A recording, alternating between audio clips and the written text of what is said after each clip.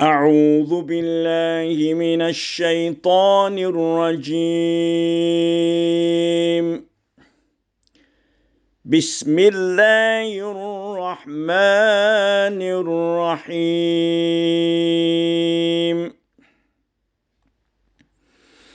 وإن طائفتان من المؤمنين اقتتلوا فأصلحوا بينهما، فإن بغت إحداهما على الأخرى فقاتلوا التي تبغي حتى تفيء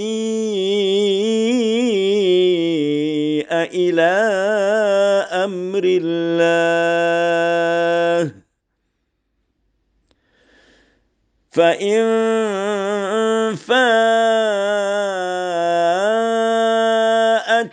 فأصلحوا بينهما بالعدل وأقسطوا، إن الله يحب المقسطين.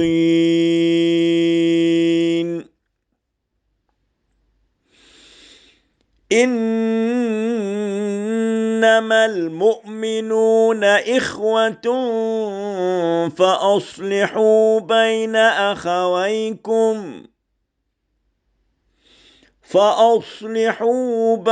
أخويكم واتقوا الله لعلكم ترحمون. صدق الله العظيم.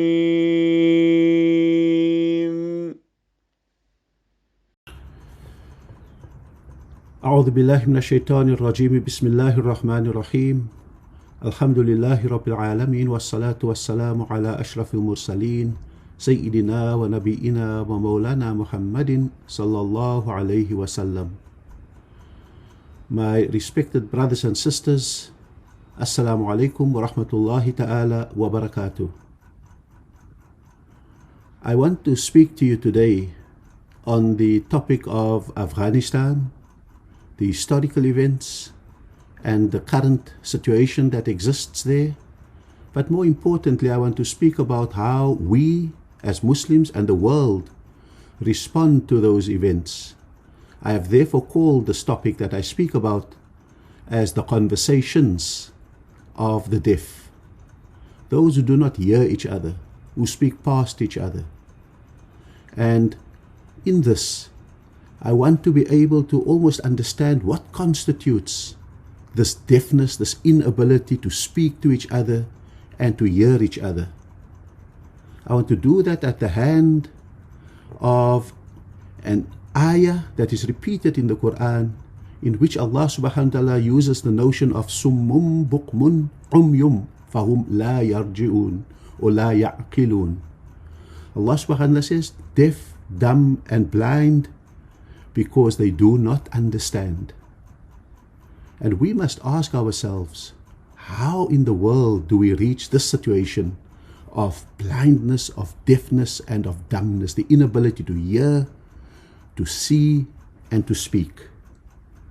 And I do this because my involvement, particularly in the Afghanistan situation, has been coming on over the last few months. Sometimes it has been with people in the West, sometimes it has been with global Muslim leaders and ulama from amongst the Muslim community globally. We have tried to intervene over the last few months in the situation in Afghanistan, particularly between the Taliban on the one hand and the Afghan government on the other hand. And we have tried to intervene because of our awareness that there has indeed been a conversation of a deaf. The conversation of the deaf is because the West has certain assumptions about Islam and Muslims and don't hear anything else other than their assumptions, and that Muslims have assumptions about the West and hear nothing else except their own assumptions of the West. And I've tried to understand in the light of the experiences that we have had in these conversations with both sides of the Afghan divide, the government on the one side, led by President Ghani then, and the Taliban and their negotiating team led by Mr. Baradar.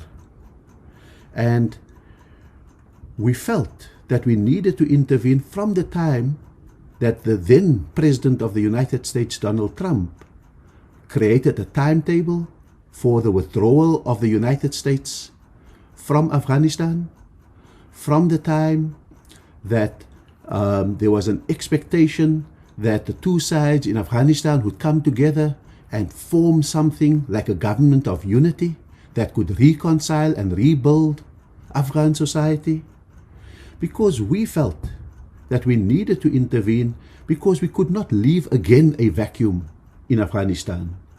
We should salvage some of the good gains that may have been achieved in Afghanistan, such as universal education, particularly for women.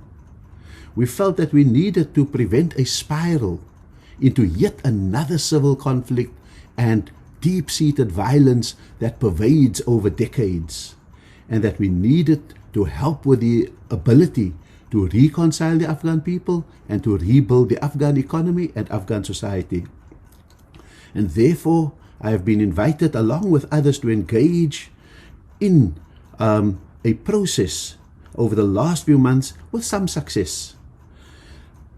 And there was some success until Biden, the current US president, had a hasty and unplanned exit that created a lot of chaos and exacerbated by then President Ghani's very inelegant departure from Afghanistan, particularly as reputed with lots of personal wealth for himself.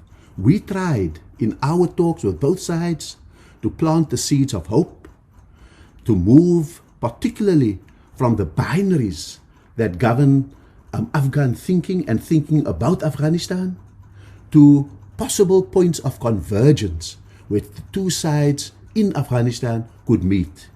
For example, there was the binary of human rights versus Islam, and we tried to show the convergences between a discourse where you take the maqasidu Sharia, the intents of the Sharia, and find connections with universal values. That democracy was one of the ends of the binaries, and autocracy was the other one that was associated with Islam and authoritarianism. And we tried to show how Shura is a universal concept that has different forms. Let's adopt the principle and develop the forms. We tried to show that the opposite of patriarchy isn't necessarily a simple interpretation of feminism, as particularly on the edges in Western society. But if we were to look at the examples of the prophetic women, Khadija and Aisha and Zainab and Fatima and others, may Allah be pleased with all of them, who lived with the Prophet ﷺ, then maybe we could find a model of women who are engaged in Islam, engaged in society, engaged in the economy, and not banished to the outskirts of the Muslim imagination.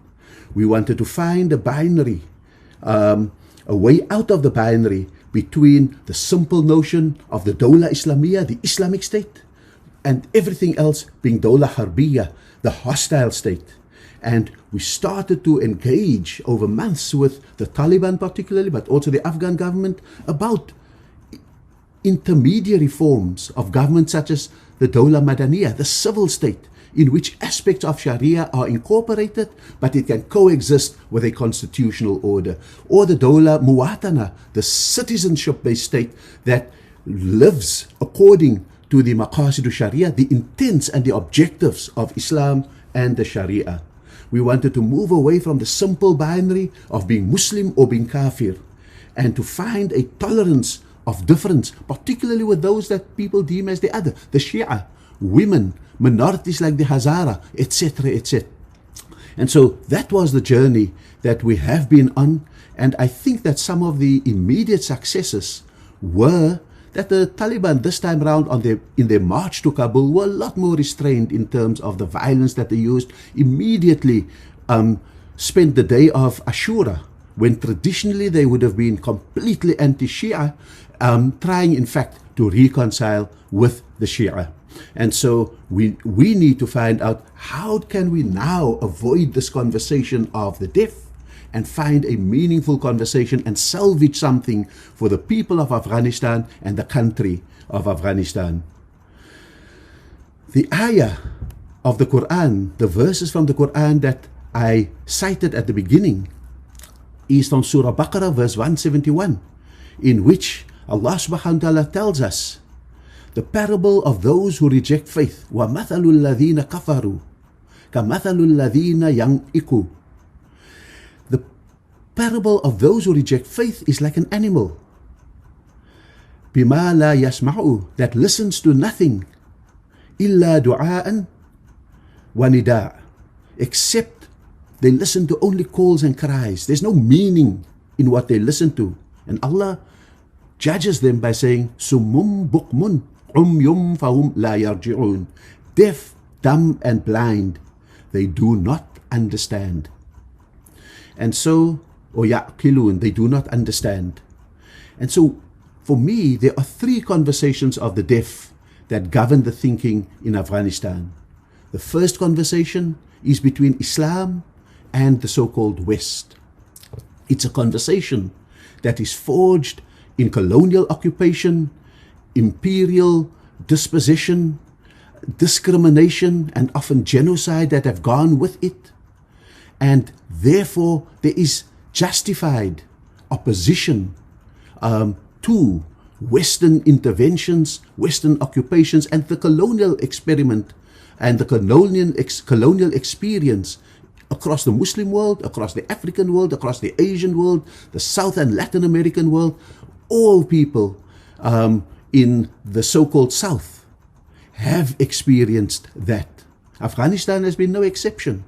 There's been the British colonialism, there's been the Soviet invasion, and there have been numerous US occupations in Afghanistan with atrocities that no one can even begin to imagine. And so the kind of outrage that we have seen against the US has been justified and has often needed to be intensified in order simply to bring relief from the colonial and the occupational atrocities.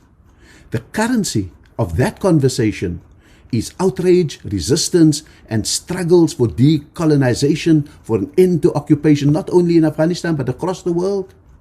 And the currency of that conversation has also meant the removal of resources from a country that is occupied and is based on the interests of the West, and particularly the United States of America.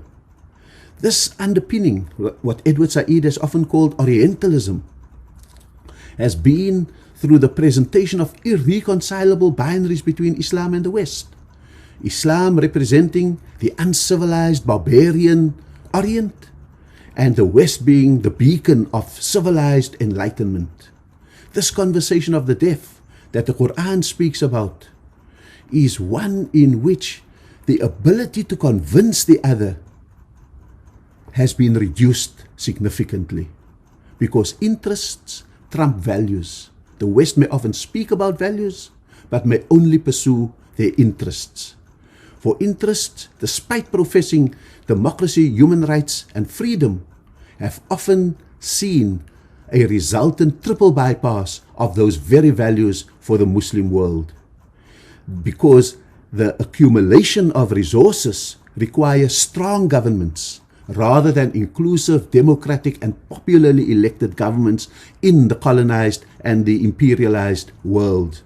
It encourages authoritarianism because that's the best guarantor of the accumulation and the subjugation of people. It encourages invested elites who benefit of the byproducts of the main accumulation. It tolerates Islam and Muslims, and particularly an Islam that has also presented itself as a state theology, invested in authoritarianism, that has being reduced to being personal and private and no social dimensions to them. And better still, if they were sectarian and divisive and fought proxy wars on behalf of the West. The Arab Spring was a shock because it showed that Islam remained a deep reference for Muslims, and just when the USA thought that maybe Egypt, maybe Tunisia, maybe other Arab Spring countries could adopt democracy, human rights and freedom, there was the emergence of Islamist parties that won those elections, and very soon we all know it was snuffed out in Egypt, it was on retreat in Tunisia, and a stalemate in Syria. But what has happened is that space has been created for extremists and extremism in the name of Islam and Muslims is the ideal caricature of why Islam and Muslims are incompatible with Western values, because we are angry, we are violent, we are anti-women, anti-democracy, anti-human rights, anti-freedom, and therefore there's no place for us. And so the greatest ally sometimes to the colonial project has been the caricature of the extreme Muslims. And so with that, the binary is proven, the danger is confirmed, and that is a religion and a part of the world that must be avoided except to fetch oil, except to fetch minerals, except to accumulate. And therefore, to avoid this conversation of the deaf between the West and Islam, our battle as Muslims must be a battle with a double-edged sword. We must have an external blade that deals with that is anti-colonial, anti-imperial, but it must also be anti-extreme, so that our religion is neither hijacked nor stolen from us and used to confirm a caricature. The second conversation of the deaf is within Afghanistan. It's an intra-Afghan conversation, and it's a conversation particularly between the Taliban insurgents and the Afghan urban elites. This conversation has a third part, in the sense that there are rural and tribal authorities, warlords that have their own interests, and so all of them don't have a real interest in inclusivity, in consultative forms of government, because those very values would threaten their existence. And so there's a way in which the elite, the Hamid Karzais, the Ghanis and others don't really want democracy, human rights, institution building, because they don't want to be accountable to any of those. They don't want scrutiny over the aid money that comes in. They don't want scrutiny on the resources that are exported. They don't want institutional durability that places checks and balances on their accumulative projects. In much the same way, the Taliban often sees those values, because they emerge in the West, as anti-Islam. And so they too miss the very maqasid of Islam and the Sharia. And so the colonial power speaks democracy but prefers a vacuum. And we can predict that in this vacuum, rare metals, the trillions of value of rare metals that are there, will be siphoned off in much the same way that rare metals have been siphoned off in the DRC when there was a civil war and there was no borders and there was no excise duties, and they reached the world through the black market. And the currency of this conversation in Afghanistan is one of fear on the basis of might and one of patronage on the basis of resources, with various parties being proxies for other parties. And so in Afghanistan, everyone shares a perspective that this may not be democracy, human rights, freedom, or those values of inclusivity and consultation that they want, but they all deny those values for different reasons. As Leo Tolstoy says in Anna Karenina, every unhappy family is unhappy in its own way. The third conversation that I want to refer to is a conversation within the Ummah, an intra-Muslim conversation. And for that, I want to reach into the Quran in Surah Qasas, verse 15 to 18. And that's the famous narration of the story of Nabi Musa alayhi salatu wassalam. And it tells the story of Nabi Musa entering the city in Egypt. And there he found two men fighting. One of them, هذا من شيعته, one of them of his own tribe, his own religion, his own community. And one of the enemy, وهذا من عدوي, one of his enemy. Nabi Musa, without thinking much, then went to the aid of his own. Those who looked like him, talked like him, believed like him, prayed like him, ate like him, etc. And when this man appealed to him, Musa killed the one who was the so-called enemy. But he immediately regretted having done that and feared the consequences and prayed for his forgiveness. And his prayer was, "O my Lord, I have harmed my own soul. I have wronged my own soul." Next day, he encountered the same man fighting with another. And the same man calls him and says, "Please help me." And Musa then comes to the conclusion, "Indeed, you are clearly a troublesome fellow." That's the lesson that Nabi Musa alayhi salatu wassalam learned. And that's the lesson that I want to extract for this third conversation of the deaf, the intra-Muslim conversation.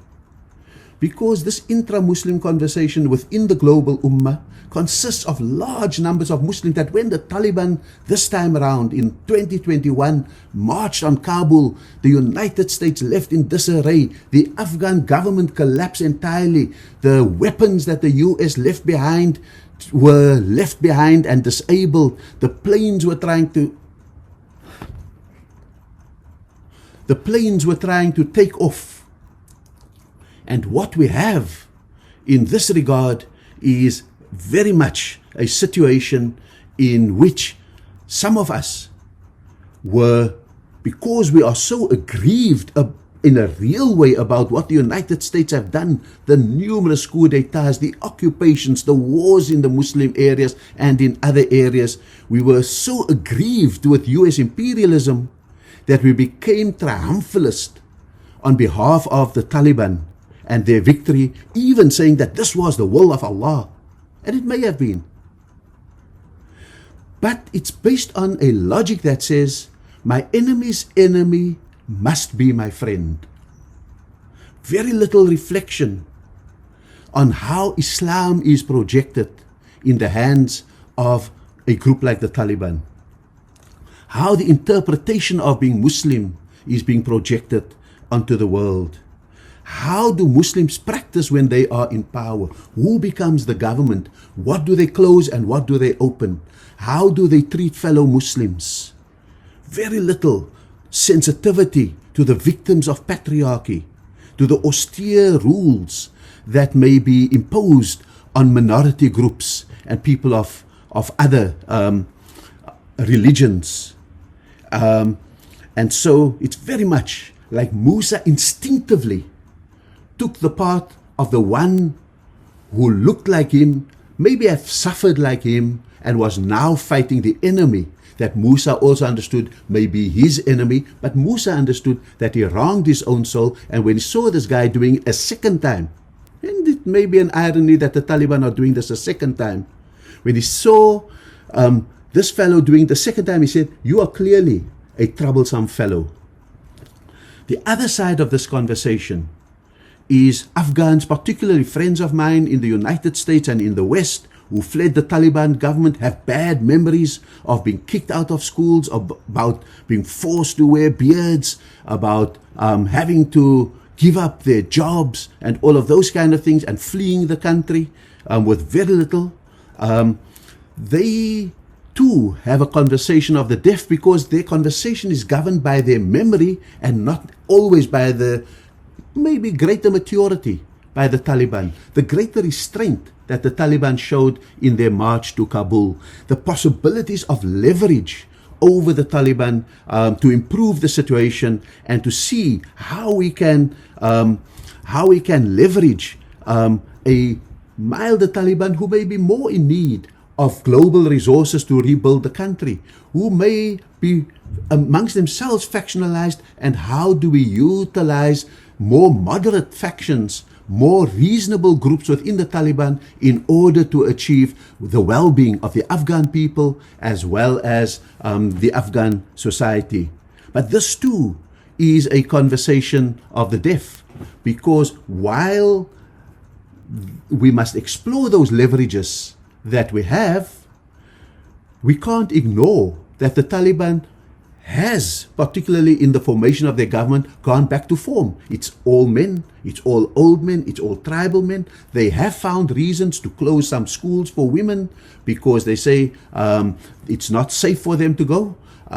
They may have been able to do a range of things that does not appeal to our sensibility as Muslims who enjoy some of those freedoms in places like South Africa, where it is just natural for a girl to go to school, for a woman to work. It may not be natural under the Taliban. And so we need to find whether there are leverages that we are able to use. Because while the Taliban indeed is appearing again to be a quarrelsome fellow, we need to find ways to salvage what is there. And that's really been the kind of way in which some of us have been engaged in it. I'm on standby to go to Doha to engage in a conversation between Afghan civil society and the Taliban leadership negotiating team that could be coming to Doha. We're waiting for that kind of date. But inshallah, I think that if I too were to engage in the conversation of the deaf, I may say I want nothing to do with the Taliban because they don't have the freedom, or they don't grant the freedom that we would want to have for ourselves. And so, inshallah, I think that we must end this conversation of the deaf. We cannot be, as the Quran says, deaf, dumb and blind because we don't understand. That's the conversation between the West and the world of Islam. But we cannot also, like Musa, alayhi salatu wassalam, just go onto the side that looks like us, talks like us. It looks very pious when they pray and they recite, but in their actions may be betraying the very values of the maqasid sharia. But at the same time, when there is even the slightest opening to change, we may have to grab it. Wa akhiru da'wana anil hamdulillahi rabbil alameen. Wassalamu alaikum wa rahmatullahi ta'ala wa barakatuh. اللهم إنا عبيدك بنو عبيدك بنو إمائك نواصينا بيدك ماض فينا حكمك عدل في قضاؤك نسألك بكل اسم هو لك سميت به نفسك أو أنزلته في كتابك أو علمته أحدا من خلقك أو استأثرت به في علم الغيب عندك أن تجعل القرآن ربيع قلوبنا ونور صدورنا وجلاء أحزاننا وذهاب همومنا. اللهم إن هذا المرض جند من جنودك تصيب به من تشاء وتصرفه عمن تشاء. اللهم فاصرفه عنا اللهم فاصرفه عنا وعن بيوتنا وعن أهلينا وأزواجنا وذرارينا واحفظنا مما نخاف ونحذر، فأنت خير حافظا، فأنت خير حافظا، وأنت أرحم الراحمين. اللهم اجعلنا ممن دعاك فأجبته، واستهداك فهديته، واستنصرك فنصرته، وتوكل عليك فكفيته، وتاب إليك فقبلته، يا رب العالمين.